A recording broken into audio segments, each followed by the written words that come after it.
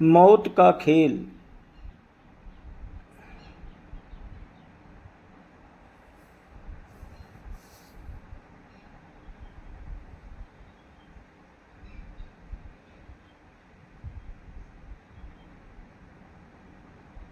मौत का खेल।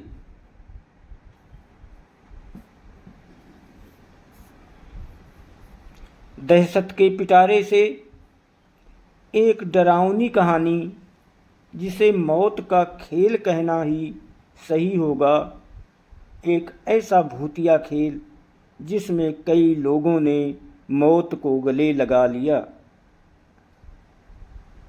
एक शहर के कोने में एक भूतिया घर था।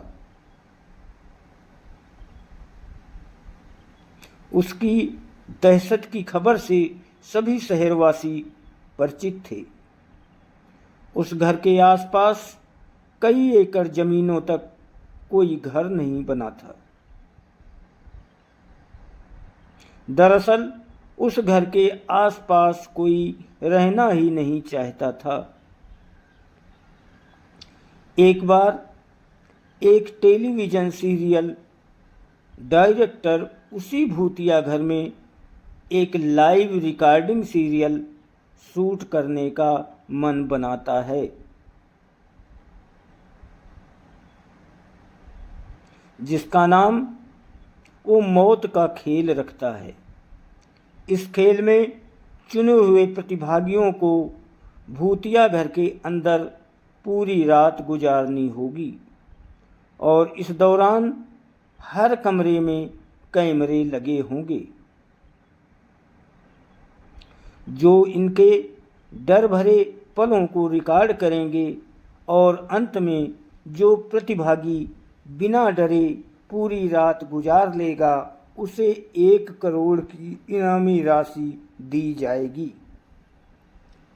सीरियल डायरेक्टर मौत का खेल की घोषणा सारे शहर में कर देते हैं, लेकिन उन्हें प्रशासन का एक नोटिस आता है कि आपको उस घर में शूटिंग करने की इजाज़त नहीं मिल सकती। वो घर खतरे के दायरे में आता है। सीरियल डायरेक्टर बहुत नामी हस्ती था, इसलिए वो निजी तौर पर प्रतिभागियों की जिंदगी की सुरक्षा की गारंटी ले लेता है और कुछ शर्तों को लागू करने के बाद प्रशासन से उस भूतिया घर में सीरियल रिकॉर्ड करने की मंजूरी मिल जाती है, जिसके लिए उसे 2 गुने पैसे खर्च करने पड़ते हैं। प्रशासन की परमिशन मिलते ही पूरे शहर में मौत का खेल के पोस्टर चिपक जाते हैं। मौत का खेल शहर में होने वाला था, लेकिन लोगों में उत्साह से ज़्यादा दहशत भरी हुई थी।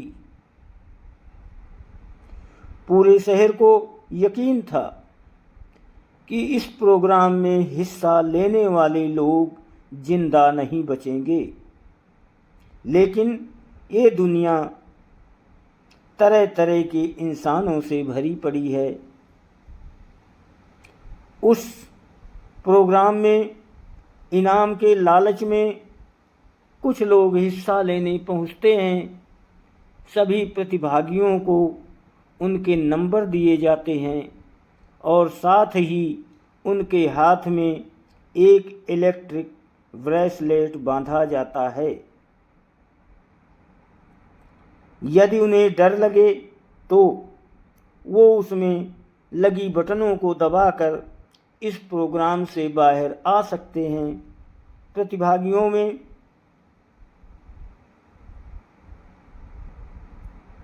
12 लड़के और 3 लड़कियां होती हैं। दिन के समय ही बिल्डिंग के कमरों में कैमरे लगा दिए गए थे, क्योंकि रात को भूतिया आत्माएं उस बिल्डिंग के कमरों में दहशत का तांडव मचाती हैं।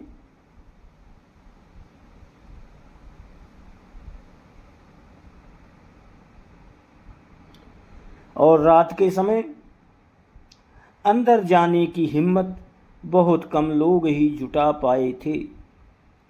एक एक करके सभी प्रतिभागी अंदर चले जाते हैं।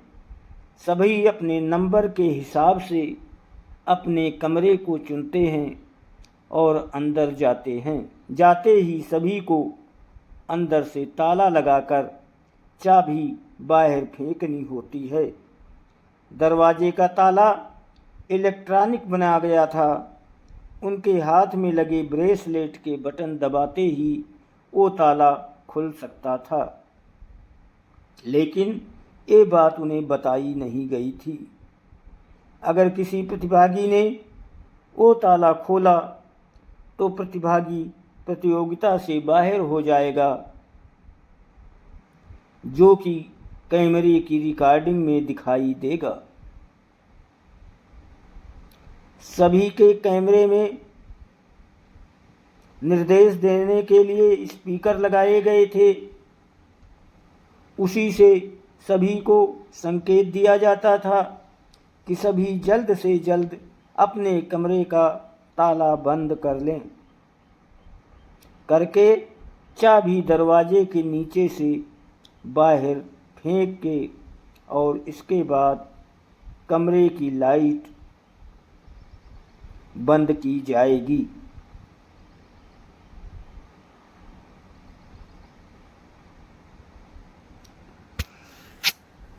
निर्देशों के अनुसार सभी कमरे को अंदर से बंद कर देते हैं और चाबियां दरवाजे के नीचे से फेंक देते हैं। कैमरे नाइट मोड रिकॉर्डिंग के अनुरूप लगाए गए थे, इसलिए भले ही प्रतिभागियों के कमरे में अंधेरा हो, लेकिन दर्शकों को टेलीविज़न स्क्रीन में सब कुछ नज़र आ रहा होता है। धीरे धीरे डर की दस्तक हो जाती है। प्रतिभागियों में से एक लड़की अचानक अपने कमरे में चीखने लगती है। उसे ऐसा लगता है कि कोई उसका गला दबा रहा है और वो छटपटाने लगती है। कुछ ही देर में वो डर से बेहोश हो जाती है। उसके बेहोश होते ही लाइव सीरियल देख रहे दर्शक घबरा जाते हैं।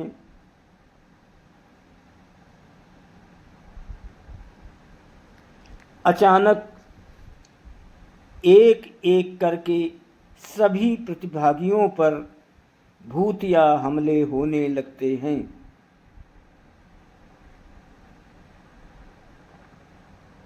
लेकिन ताज्जुब की बात तो ये थी कि सभी प्रतिभागी अपने आप को स्वयं ही नुकसान पहुंचा रहे थे। कैमरे की रिकॉर्डिंग में साफ साफ नज़र आ रहा था, कोई अपने चेहरे पर खरोंच रहा था तो कोई अपना गला दबा रहा था, और तो और कई तो अपना सर भी दीवार से मारकर घायल कर रहे थे। दर्शकों का डर बढ़ते देख बिल्डिंग के नज़दीक सरकारी अधिकारी पहुंच जाते हैं, क्योंकि प्रोग्राम को प्रशासन की शर्तों के अनुरूप रिकॉर्ड करने की परमिशन दी गई थी।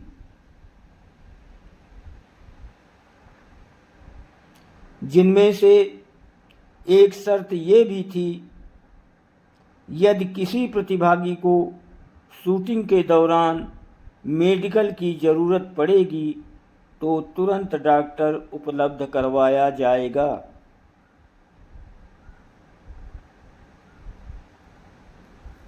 और जब सभी प्रतिभागियों को लाइव रिकॉर्डिंग में चोट लगने लगती है तो सभी प्रोग्राम को रोकने की आवाज़ उठाने लगते हैं।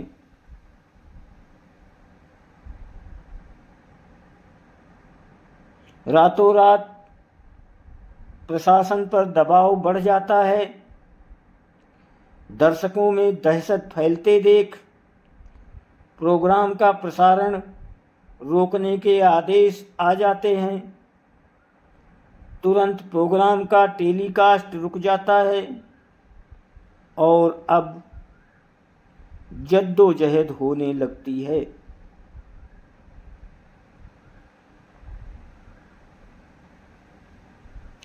सभी प्रतिभागियों को बचाने की फायर ब्रिगेड की गाड़ी बिल्डिंग के बाहर पहुंच जाती है, लेकिन रात के समय उस भूतिया बिल्डिंग के अंदर जाने की हिम्मत फायर फाइटर्स की भी नहीं होती।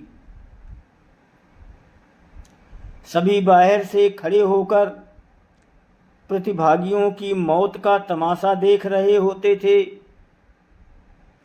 क्योंकि सभी उस बिल्डिंग के खूनी इतिहास से अच्छी तरह वाकिफ थे।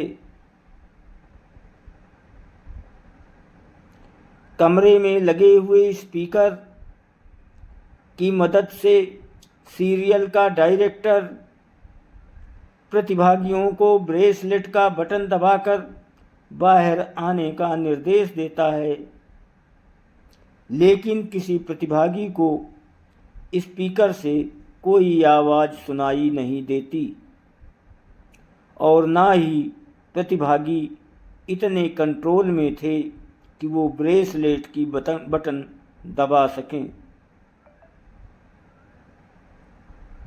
देखते ही देखते सभी प्रतिभागी लाइव रिकॉर्डिंग में ही आत्महत्या कर लेते हैं, लेकिन सब जानते थे कि ये भूतों के द्वारा किया गया नरसंहार है।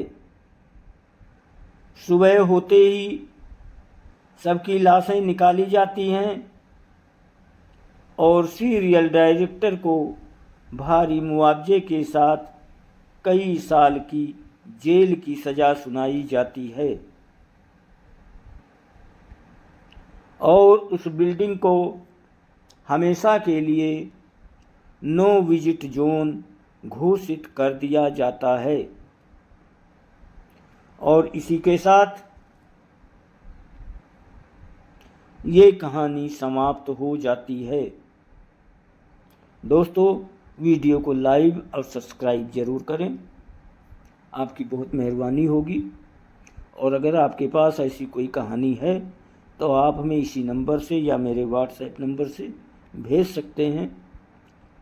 आपके नाम के साथ इसी चैनल पर प्रसारित करूंगा मैं।